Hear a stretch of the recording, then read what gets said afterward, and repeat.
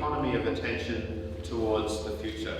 There's a lot of other days of celebration or days of recognition that are often too much focused on past events or something that happened in the past.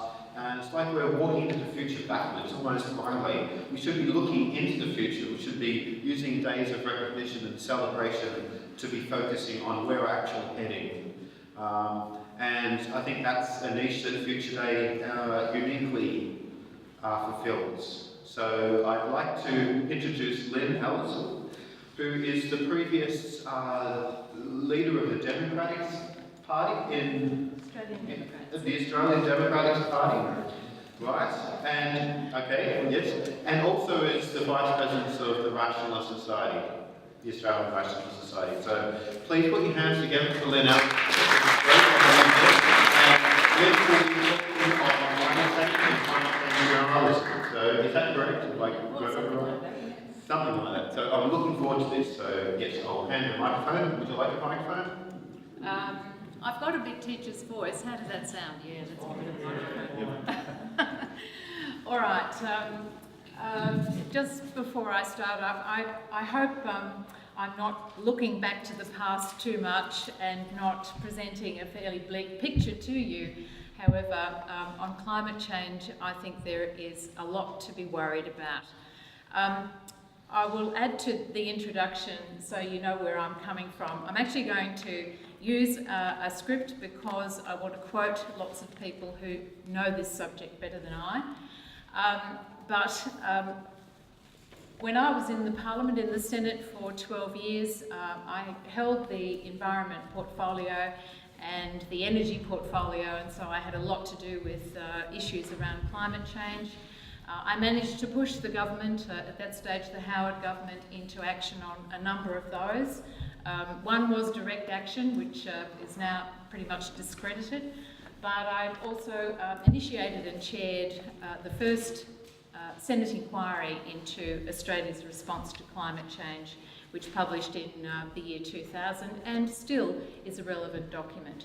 But things move on, and the situation for climate change is very different now than it was in the year 2000, and arguably we know more about the less that we know, and we also have not persuaded people to come on board. So that's basically my proposition.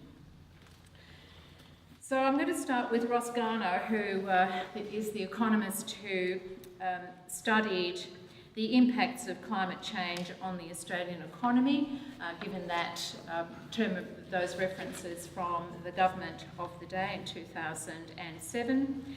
And he says there are times in the history of humanity when fateful decisions are made. The decision this year, that being 2008, and next, whether to enter a comprehensive global agreement for strong action is one of those. On a balance of probabilities, the failure of our generation on climate change mitigation would lead to consequences that would haunt humanity until the end of time. Now, when that review came out, I think there was a fair amount of shock and awe, and I think that was the beginning, really, of a concerted effort to undermine any attempts internationally. And so he was asked to do a follow-up review in 2011. And in it, he reports that the developed world, particularly Europe, is taking action on mitigation. You'll recall that at the time there was a lot of talk about the fact that it was only Australia doing anything and the rest of the world was sitting back doing nothing. So Europe is taking action on mitigation, and that Australia is now unique among developed countries in its growth in emissions, projected to rise 24% above 2000 levels by 2020. But that the emerging economies, and this was not quite understood, I think, even a couple of years earlier, and less developed countries, including China and India, now account for 80% of the total. China is now the biggest emitter after the United States, and its per capita emissions now exceed Europe's. But this is due to the fact that it provides services and goods to the developed world, not for use in China's domestic economy. China's cumulative emissions are just 26% of the total, but of course, with the rate that it's currently emitting, that's going to change pretty quickly. He challenged belief systems that our emissions are relatively inconsequential at 1.5% of the global emissions, and that the rest of the world is doing nothing. He says, outside Australia, this is recognised more clearly for what it is, an excuse for not acting on climate change. The reality is that international action to reduce emissions is now widespread and shifted the world well below business as usual emissions growth. Here we are dealing with facts, not beliefs. I hope that people who oppose Australian action to reduce greenhouse emissions on grounds that others are not acting will directly respond to the facts presented in his book. He points out that the United Kingdom, which emits about 1.7% of world emissions, with 3 times the population of Australia, is taking mitigation seriously, and says we should not underestimate how strongly the outcome for the current Australian policy will feed back into the United States discussions on climate change. Australia is seen as sharing some of the same characteristics of the United States, including high per capita energy use and emissions, and an exceptionally large role for emissions-intensive industries in the political process. So, for instance, for Australia to follow the Bush administration into failing to ratify Kyoto was cited very frequently in the domestic debate in the United States. And on direct action, he says, direct action would have some rationale if we wanted to pretend to take action against climate change, but not much. We would rely on the ideas of a small number of politicians and their advisors and confidants. While some of these ideas might be brilliant, in some they would not be as creative or productive as millions of Australian minds responding to the incentives provided by carbon pricing and a competitive marketplace. So, emissions from fossil fuel burning and cement production have continued to rise by about 2.3% every year and are now 61% higher than they were in 1990, which is the point at which international discussions attempted to start to get agreement around how to deal with that. According to the latest climate projections by the Met Bureau and CSIRO, Australia could warm between 2.8 and 5.1 degrees Celsius by 2090. The 2014 State of the Climate report by the same authors shows Australia has already warmed 0.9% since 1990. And 1990 levels of CO2 in the atmosphere were 280 or thereabouts parts per million. Today they are 398 parts per million. And that rate of increase over time is greater than any measurement on geological records. Now, the IPC has obviously looked at this and says there are likely to be 3 scenarios. The first, we strongly reduce emissions from a peak at about 2020 to concentrations of 420 parts per million by 2100. And that would give us a 0.6 or a range of 0.6 to 1.7 degrees centigrade above 2005 levels. Option B, or scenario B, would have that at 540 parts per million and an upper value of 2.7 degrees centigrade. And C, if we were to allow emissions to rise, we'd be looking at an upper limit of 5.1 degrees centigrade, which by all accounts would have disastrous consequences for our planet. And of course that doesn't take into account the unknown compounding by feedbacks from fires or methane release from permafrost, shallow sediments and the like. 2 degrees of warming would eventually mean sea level rises of 20 to 30 metres, as was the case 5.2 million years ago, and that would of course flood coastal and river valleys where the bulk of human agriculture currently exists. Dr. Andrew Glickson is a geologist who I think has a better grasp than most of the Earth's systems, says that coming extinction crises may well be worse than those of the greenhouse Earth 55 million years ago, or the extinction of the dinosaurs 10 million years earlier than that. Over the last 100,000 years, there have been only two vaguely stable periods of climate. The first when the ice sheets were the biggest and the world was coldest, and the second, the period of about 13,000 years, that is the period in which we currently live, and that was the era that has allowed humans to thrive. For the rest of time, the global climate has been unstable. We are now entering a future where there is no prognosis except uncertainty.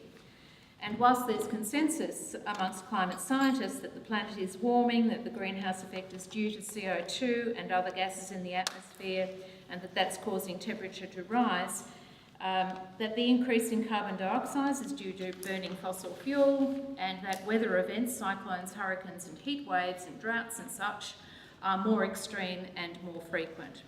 But that being the case, we still do not know enough about the 13,000-year-old systems that have given rise to our relatively stable climate to be able to predict the future. Fred Pearce, in his book, The Last Generation, says, "If there is order, we don't know yet where it lies. No scenario has the ring of certainty. No part of the planet has yet been identified as holding an exclusive key to our future. No feedback is predestined to prevail. Some areas have formed from climatic history and may continue to matter more than others, but the story of abrupt climate change will become more complicated before it is finished." And here are some of the possibilities. Melting Arctic ice, whether on sea or land, could have huge impacts either by raising sea levels or by amplifying global warming itself. In Antarctica, glacial monsters could be lurking in Pine Island Bay or Totem Glacier. The whole West Antarctic ice sheet could just fall apart. El Nino could get stuck in the on or off position, triggering mega droughts or super hurricanes. The Amazon rainforest may be close to disappearing in a rage of drought and fire that would impact weather systems around the world. Oceans may turn into lifeless acid baths. Smogs may cripple the hydroxyl cleaning service or shut down the Asian monsoon, and so on.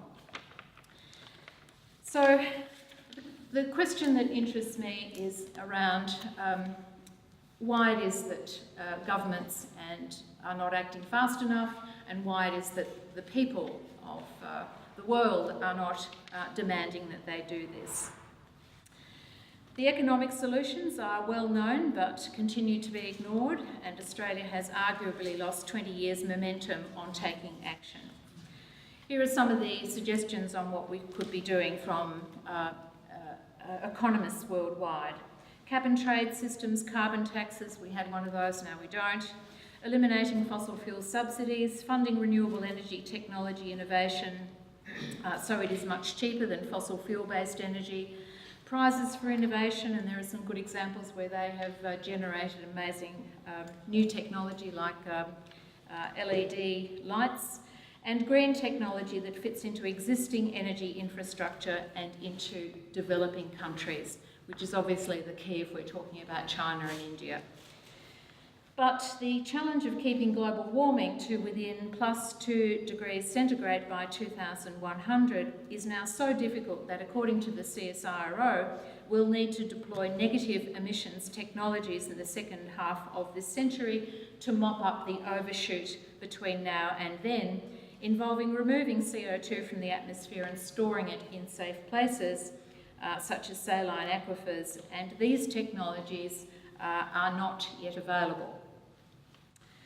Arguably, we've gone well backwards since 2008, which happens to be the year that I left the Senate. And we've certainly wasted so much time. The emissions trading debacle under the Liberal and Labor parties, the barefaced denialism of the Abbott government and its removal of the carbon tax are appalling steps in the wrong direction. It is abundantly clear that science, rationality and reason are not the problem. A survey of 3,000 Earth scientists showed that as climate expertise increased, so did agreement about human-caused global warming.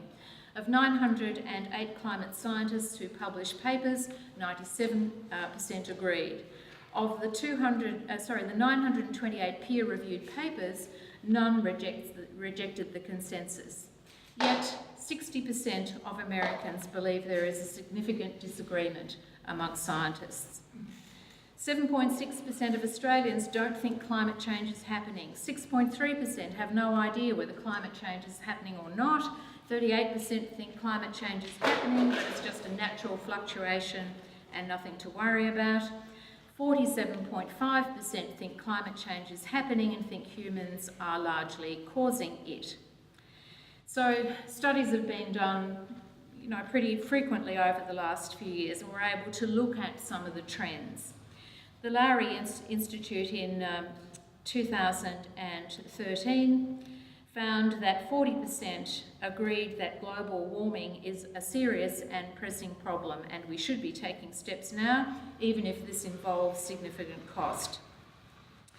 In 2012, that was just 36%, and yet in 2006, it was 68%, so there's been almost a halving of the support for that proposition. And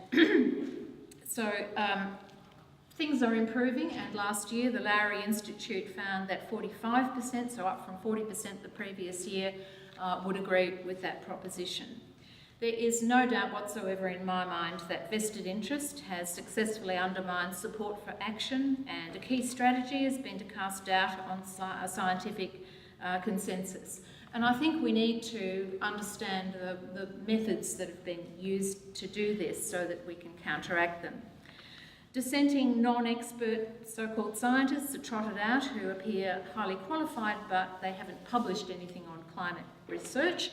And I think this is a problem for our media in not actually questioning people who've been dragged to this country or raised from various parts to offer a different view. Ian Plimer is one Australian, a geologist who hasn't published a single peer-reviewed paper on climate change, and yet he's had widespread coverage in the press for a number of years. A favourite is cherry picking.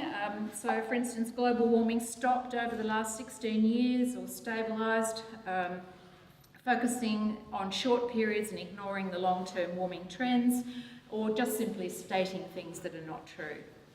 And logical fallacies such as extreme weather events have happened before, therefore humans are not having an influence on current extreme weather, or that the scientific community is conspiring to deceive you. There is obviously more that's going on than that in the psychology of the population. Jennifer Kent at University of Technology in Sydney says there are 3 barriers to individuals changing their view on climate change.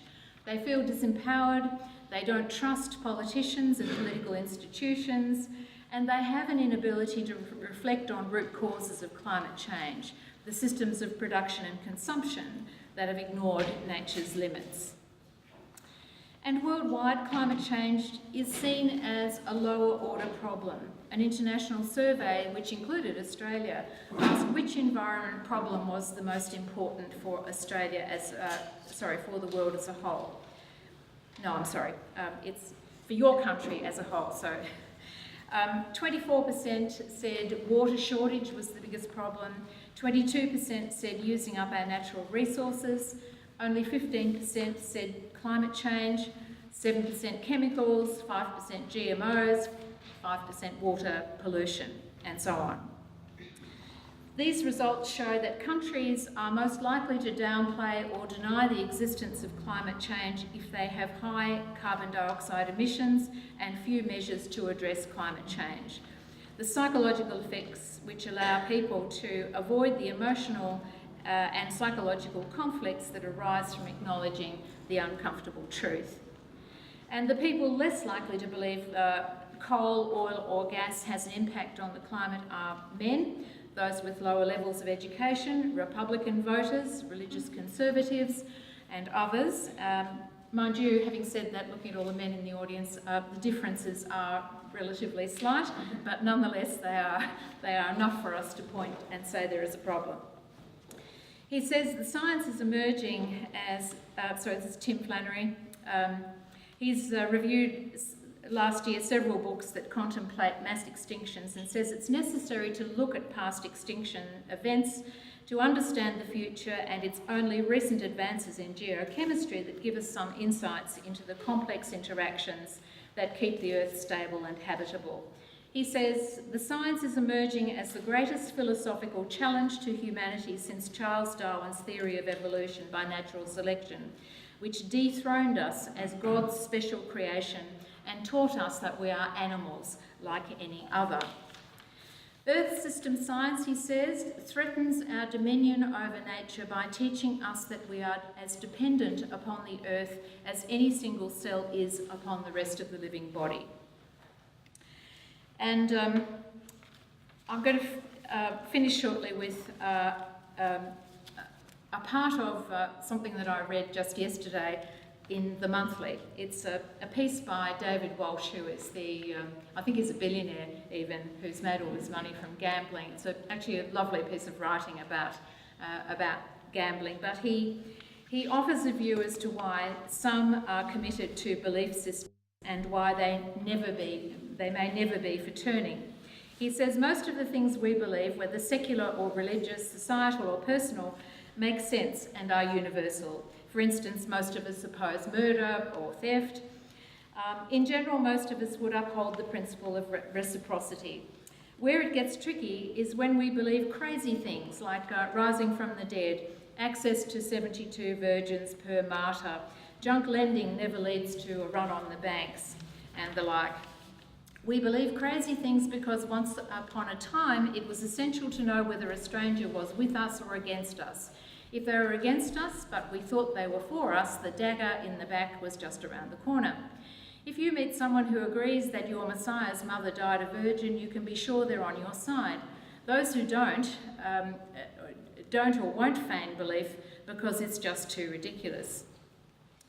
You can reliably identify someone as being your enemy if they won't testify to your beliefs, and the more ridiculous the beliefs, the better.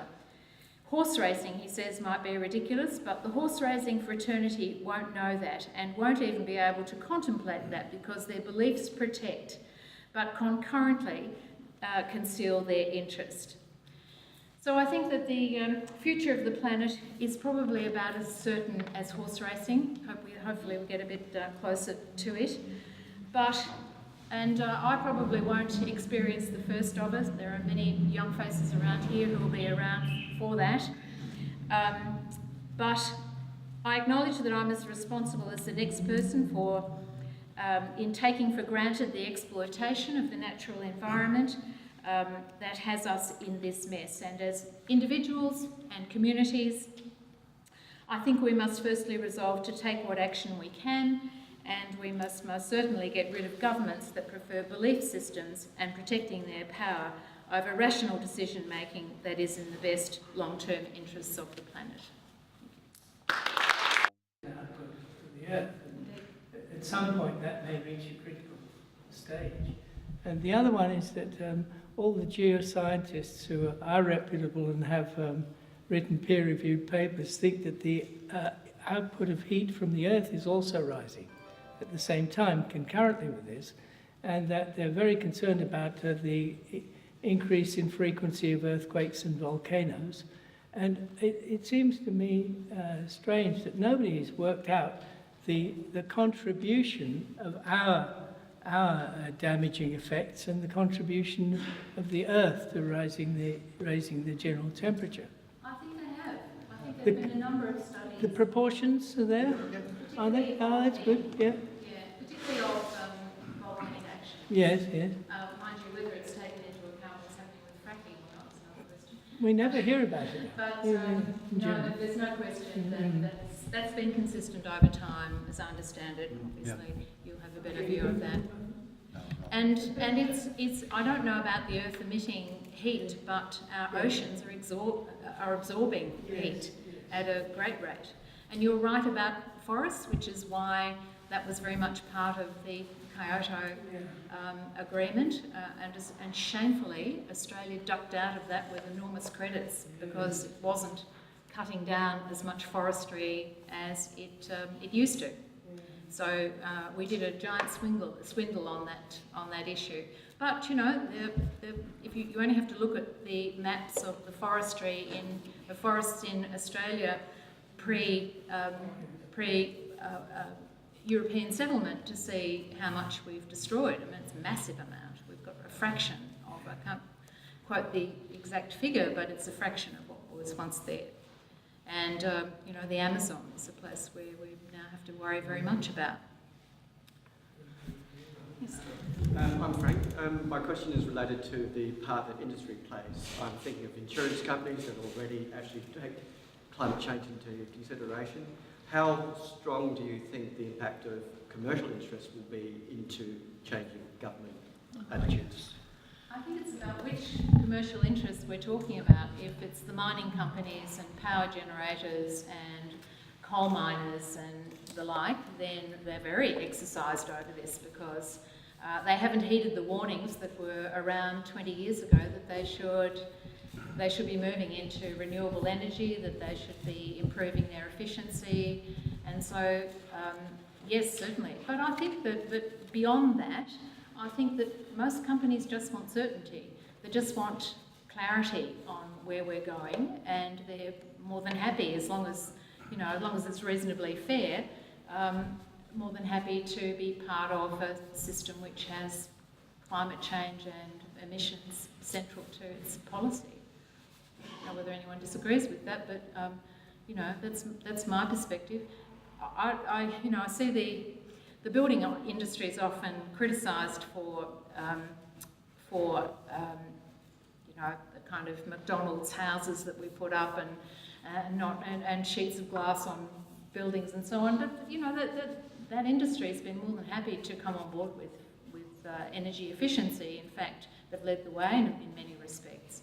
So it's, you know, you need the incentives, you need the demand to be there for people to say, no, I want a building which is energy efficiency. You need an increase in the cost of energy to drive that. My partner's an architect, and a lot of his work is around refitting buildings so that they are cheaper to run. So you know, that's why the carbon tax was so important. It starts to change a whole lot of stuff out there in commercial land. But no more. Yes, somewhere else over here. I just wanted to make sure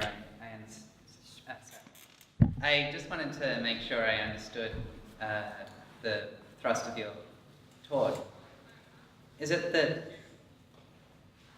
Australia has a role to play not only in reducing our emissions, but in convincing the rest of the world, particularly developing countries, in order to reduce theirs? Well, I think where we have influence is the United States. We have an immediate neighbour, which is one of those developing countries. We have trade with China. I think Australia is a player.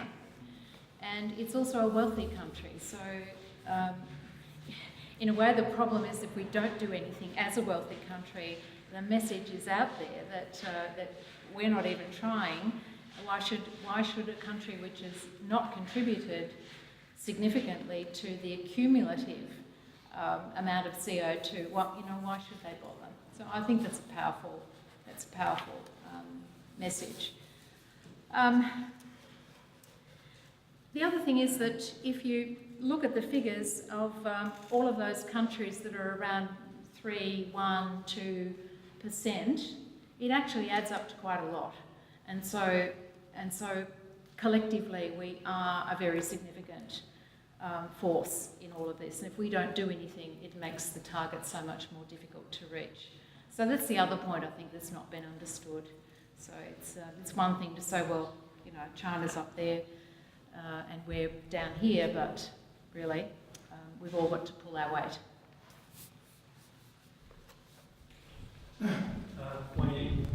As as I understand it, the cost of solar has just about reached parity with coal already. I'm not sure why we're not pushing from the other direction, saying, hey everyone, if we continue to invest in solar and build the technology, your bills are going to come screaming down in cost, and just tell people about that as well as the global warming side of it. I don't know why that's not being pushed. Well, it's the payback period is now, I think, about 5 years, depending on the size of the unit you include. But, you know, if you buy a solar panel now, the power you use, that you generate, obviously costs you nothing, but the power that you export will be bought from you at 1/8 of the price that you pay for the real-time use of power, like at night when you've got the heater on. So, you know, all things being equal, and a decent feed-in tariff would mean exactly what you say, and I think we wouldn't have 1 million households with solar panels. It would be, you know, something closer to 10. Elon Musk is saying at the moment that he's got this new battery technology where you can install stuff in your house, and that perhaps gives us hope as well. Yeah, that's right. And that's what's being speculated, because it's so tough, because it's obviously so unfair, and because we should anyway be moving to distributed power generation instead of relying on Loy Yang. There should be power generation everywhere around us. So I think that the batteries are becoming more sophisticated and more effective, and I think that's what will happen. People will install batteries and they'll link their solar panel to them and say goodbye, you know, system. And does that give hope? Because it gives no hope. Yeah, it does indeed. Yeah, and there's no doubt that solar panels will become more efficient and they'll become cheaper over time, and you know, that's a good thing. Do you think that if there's a higher percentage of younger people in Parliament, that it'll change the climate change debate? That younger people tend to be more, you know, understanding of what the climate change debate is like, but the baby boomers tend to be a bit complacent in that end, I think. Anyway, what do you think? The surveys that I mentioned show that young people are more inclined to agree with that proposition. So it's not true of all young people, obviously, but you would like to think that young people, through their education, through their curiosity, through not being stuck in some of the behaviours of older people, would be more inclined to support action, and I think that's probably true. But again, you know, it depends. Is the answer. Okay, we've got one more at the back. I'm just curious about the whole global warming debate, but there's another issue CO2, and I can't understand why in general science hasn't come to grips with it. If the amount of CO2 in the atmosphere rises to about 1,000 parts per million, it would probably send most mammalian species, including humans, extinct. The reason for that is their respiratory systems don't cope with that level of CO2. And any species which comes under long-term stress invariably goes extinct. And I can't understand why the scientific community hasn't addressed that argument. In fact, that's a fact. You rise, if a human or an advanced mammal, as they call them, is exposed to about 1,000 parts per million, persistently, 24 hours a day, 7 days a week, years on end, their systems suffer stress. For example, calcium deposits start building up in all the wrong areas of the body, and so on, and you know, you'll have constant miscarriages and stuff like that. And so if it ever reaches that level, we are facing extinction. And I just find it amazing that question has never been addressed. I mean, severe climatic change itself wouldn't wipe out the human species. It might make life very tough. Not reduce it substantially. But not wipe it out, but this will wipe it out. I think John has. Evolutionary biologists have been talking about exactly that for about 30 years. The first person that I read that talked about that problem, not that specific mechanism, but the fact that the great extinction that we're causing and the damage to the ecosystem that we're causing will result in a total feedback collapse of the ecosystems on which we rely, including that, was made in 1978 by Edward O. Wilson, and I had heard similar ideas before that. So in fact, people are talking about it, it just hasn't been used as a talking point in the current debate. You are aware that primitive mammals, so-called the reptiles, the avians, can cope with CO2 with over 1,000 parts per million, but not us advanced mammals. Well, our respiratory system's not built to cope with it. The other side of that debate is that no evolutionary biologist believes that our damage to the climate will kill the Earth's life biosphere, right? It's incredibly resilient, and even if we took it right back to bacteria, there'd be some fairly complex ecosystems within a couple of tens of millions of years, which in evolutionary terms is pretty quick, but in terms of humans is actually a bad thing. So, yeah. In terms of cats and dogs as well. True, yes, cats and dogs as well. Yeah. I'm saying that bacteria have a rich and wonderful future, and we don't.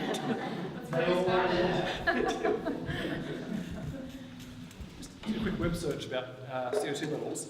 Apparently 600 parts per million is where people are having problems. So people start reporting stiffness and noticing odours at 600 parts per million. So it's presumably people who aren't in the best health, maybe babies and elderly people would have problems with that. And 1,000 parts per million, people get general drowsiness. So you'll be too sleepy to solve problems. Yeah. Interesting. Well, thank you for that. All right, thank you very much, Lynn.